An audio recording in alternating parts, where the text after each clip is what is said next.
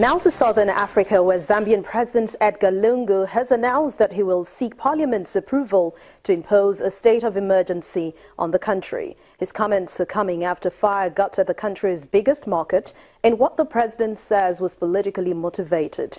Political tensions in Zambia, seen as one of Africa's most stable and functional democracies, has been rising since the arrest of main opposition leader Hakainde Hichilema on treason charges. Hichilema, along with 5 others, are accused of trying to overthrow the government after a column of opposition vehicles failed to make way for the president's motorcade. Under Zambian state of emergency laws, police can prohibit public meetings, close roads, impose curfews, and restrict movement. Amnesty International has blamed failing EU policies for the rising death toll among refugees and migrants in the central Mediterranean. In its latest report, the human rights group says cynical deals with Libya consign thousands to the risk of drowning, rape and torture. It also says that the EU is turning a blind eye to abuses in Libyan detention centers and is mostly leaving it up to sea rescue charities to save migrants. Amnesty International says that more than 2,000 people have died in 2017 who were trying to get to Europe.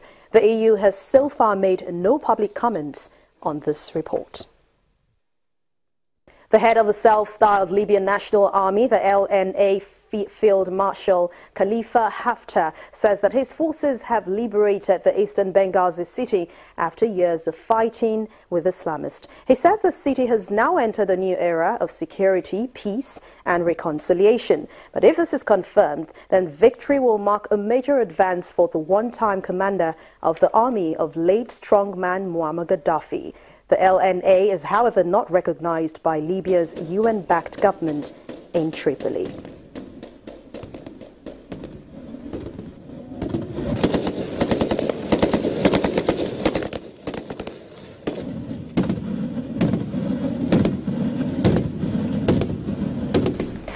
Finally, on the program, let's find out how a company in Kenya is helping to protect the environment and improve sanitation in parts of the town. It is manufacturing briquettes from human waste and sawdust collected around Nakuru. Nakuru is a town in the Rift Valley region. Residents have embraced this and they are using them for cooking and for other purposes. Human waste is the main raw material used at this processing site. The sludge is left out to dry for 2 to 3 weeks. The heat in the greenhouse reduces the moisture content from around 95% to below 20%.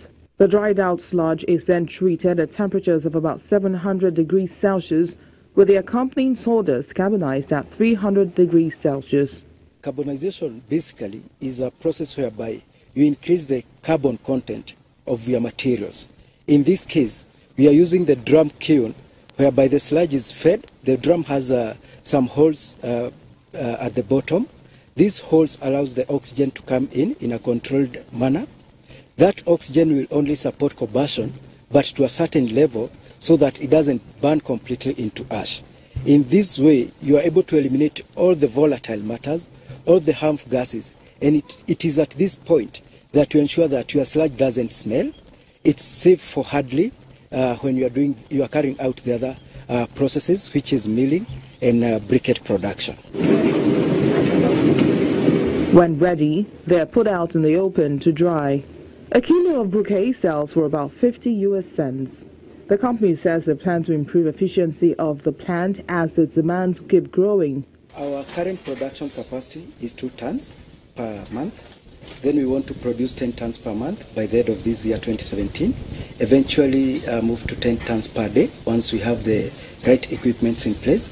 We are currently in a process of procuring equipments, that is the dewatering and carbonization equipment.